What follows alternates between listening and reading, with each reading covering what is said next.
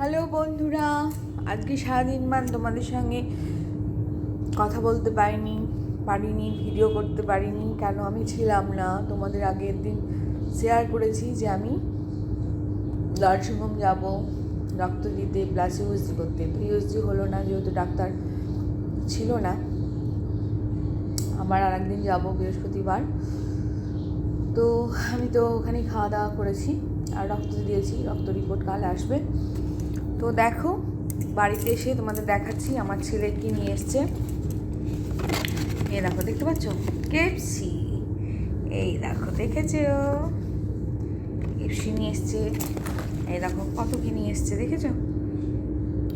আর এই দেখো বার্গার, দেখতে পাচ্ছ।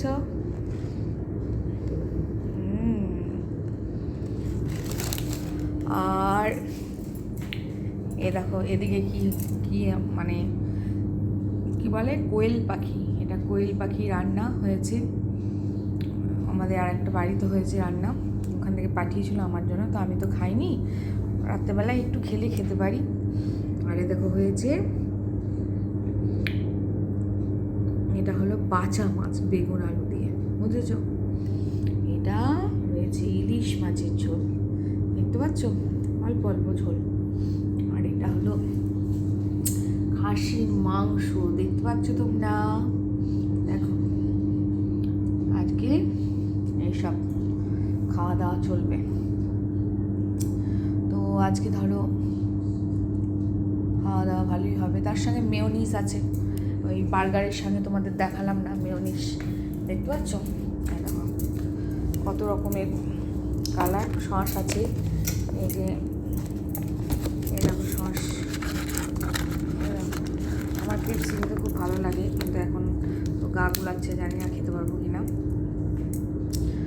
তো এই দেখো, দেখেছো, এই দেখো মেয়োনিজটা আমার খুব প্রিয়, মানে বললে কম বলা হবে।